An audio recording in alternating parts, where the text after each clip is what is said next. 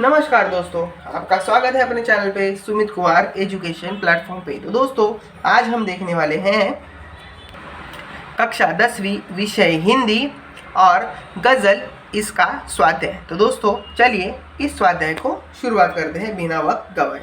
तो दोस्तों प्रथमतः हम लोग पहला प्रश्न देखते हैं, सूचना के अनुसार कृतियाँ कीजिए। ओके, तो प्रश्न पहला, गज़ल की पंक्तियों का तात्पर्य। गज़ल की पंक्तियों का तात्पर्य क्या है? एक नींव के अंदर दिखो। नींव के अंदर दिखो मतलब क्या दोस्तों? हमें प्रशंसा और वाहवाही का लोभ यह छोड़ना चाहिए और नींव की ईंटों के समान कुछ अच्छा और सुलभ काम करना चाहिए। ओके, कैसा बताया है? हमें प्रशंसा और वाहवाही का लोभ छोड़ना चाहिए और ईंटों के समान कुछ अच्छा और अयोग्य काम करना चाहिए। 2, आईना बनकर दिखो। आईना बनकर दिखो।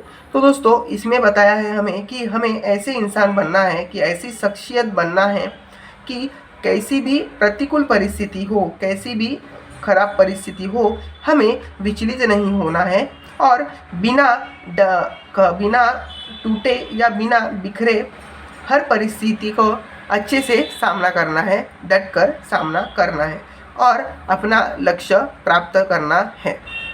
तो दोस्तों ये इन दोनों के अर्थ हम लोगों ने देख लिए। अभी प्रश्न दूसरा देखते हैं, कृति पूर्ण कीजिए। कृति पूर्ण कीजिए। तो दोस्तों देखिए, मनुष्य से अपेक्षाएं। मनुष्य से अपेक्षाएं। तो दोस्तों क्या अपेक्षा है? तो दोस्तों देखिए, मानवीय गुणों को अपनाना। मानवीय गुणों को अपनाना। और दूसरा है निराश और हताश लोगों के मन में आशा का किरण जगाना। निराश और हताश लोगों के मन में आशा का किरण जगाना। तो दोस्तों ये चीज़ें हैं। अभी हम लोग आगे बढ़ते हैं। प्रश्न तीसरा, जिनके उत्तर निम्न शब्द हो ऐसे प्रश्न तैयार कीजिए। तो दोस्तों मतलब हमें ये जो प्रश्न दिए हैं, भीड़, जुगनू, तितली, आसमान, तो ये उत्तर में ये आने चाहिए, ऐसा हमें प्रश्न तैयार करना चाहिए। ओके, तो अभी प्रथमतः मैं आपको भीड़ का बताता हूँ उदाहरण। जैसे कि देखिए, कवि हमेशा ही आदमी को कहाँ देखना चाहता है? कवि हमेशा ही आदमी की शक्ल कहाँ देखना चाहता है? तो दोस्तों इसका उत्तर है भीड़। इसका उत्तर है भीड़। अभी जुगनू। ओके, जुगनू का कैसा आएगा प्रश्न? वक्त की धुंध में साथ रहने का किसने कहा? रहने को किसने कहा? अभी प्रश्न तीसरा, तितली। तितली। तो इसका प्रश्न आएगा कि हमें फूलते हुए फूल के बाजू में क्या दिखता है? हमें फूलते हुए फूल के बाजू में क्या दिखता है? तो दोस्तों तितलियाँ दिखती हैं। अभी प्रश्न चौथा क्या है दोस्तों? आसमान। ओके, आसमान। हमेशा ही बारिश के समय क्या काला पड़ जाता है? तो दोस्तों इसका उत्तर है आसमान। ओके, प्रश्न अभी चौथा देखते हैं दोस्तों। निम्नलिखित पंक्तियों से प्राप्त जीवन मूल्य लिखिए। निम्नलिखित पंक्तियों से प्राप्त जीवन मूल्य लिखिए। तो दोस्तों प्रश्न पहला है, आपको महसूस टिम्ब टिम्ब भीतर दिखो।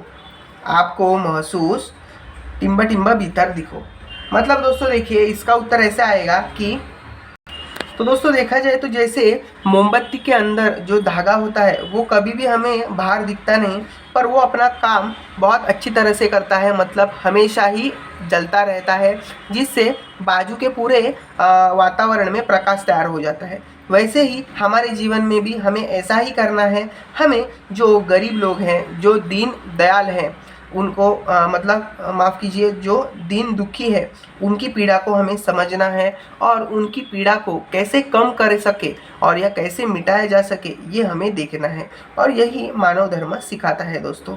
तो इससे हम मानव धर्म का पालन कर सकते हैं। तो अभी प्रश्न दूसरा देखते हैं, कोई ऐसी शक्ल टिम्ब टिम्ब मुझे अक्सर दिखो। कोई ऐसी शक्ल मुझे अक्सर दिखो तो दोस्तों देखिए कि इसमें बताया है कि हे ईश्वर, मैं चाहता हूँ कि जिसे भी देखूँ मुझे उसी में तुम नज़र आओ। हे प्रभु, जिधर मैं देखूँ उधर मुझे आप ही नज़र आओ। अर्थात मानव मात्र ईश्वर का एक रूप है, ऐसे हम लोग बोल सकते हैं। अभी दोस्तों आगे बढ़ते हैं हमें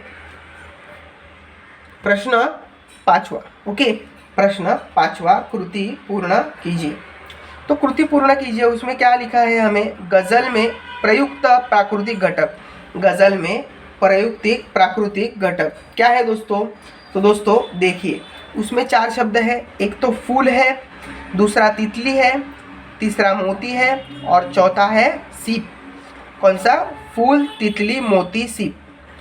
फूल, तितली, मोती, सीप। ओके, अभी कवि के अनुसार ऐसे दिखो। कवि के अनुसार ऐसे दिखो, तो कैसे दिखो दोस्तों? तो कवि के अनुसार दोस्तों नींव के अंदर। ओके, कवि के अनुसार नींव के अंदर दिखो। और मील का पत्थर, नींव के अंदर एक मील का पत्थर 2। तीसरा है आईना बनकर। चौथा है मोम के भीतर। और 5वां है आदमी बनकर। फिर से बोलता हूँ आपको, नींव के अंदर मील का पत्थर, आईना बनकर, आदमी बनकर और मोम के भीतर। तो दोस्तों ये हमें कवि बोलते हैं कि कवि के अनुसार ऐसे दिखना चाहिए।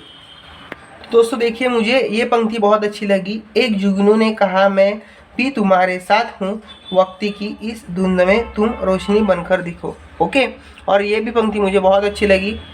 आपको महसूस होगी तब हरकत दिल की जलन, जब किसी धागे सा जलकर मोम के भीतर दिखो। तो दोस्तों अभी हम लोग इन दोनों में से ये पंक्ति का अर्थ देखते हैं कि दोस्तों हमें क्या बताया है कि जब भी आप बोलते हैं ना कि मोम के अंदर जो धागा है वैसे जलोगे, मतलब उतने लोगों की मदद करोगे या दूसरों के लिए हमेशा ही अच्छा बर्ताव करोगे या दूसरों का दुख दर्द समझ के उनकी मदद करोगे, तो ही आपको उसका दर्द का एहसास होगा और उस धागे का जो जलता है मोम के अंदर, उसका आपको उसकी जलन महसूस होगी। तो दोस्तों इस प्रकार इस पंक्ति का अर्थ मुझे बहुत अच्छा लगा और दिल को छू गया। तो दोस्तों आपको कौन सी पंक्ति पसंद आई मुझे कमेंट्स में ज़रूर लिख के बताइए। तो दोस्तों उपायोजित लेखन है एक, यदि मेरा घर अंतरिक्ष में होता, विषय पर 80 से 100 शब्दों में निबंध लिखिए। यदि मेरा घर अंतरिक्ष में होता, तो दोस्तों आपको क्या लगता है कि इस निबंध पे कैसे लिखा जा सकता है? मैं आपको थोड़े शब्दों में मैं बताता हूँ, बाद में इससे आइडिया लेके आप बड़े 80 शब्दों में निबंध लिख सकते हैं। तो यदि मेरा घर अंतरिक्ष में होता, ओके, तो यदि मेरा घर अंतरिक्ष में होता तो मुझे कितना मज़ा आता, कितने नए नए ग्रहों की मैं सैर कर पाता और नई नई चीज़ें देख पाता।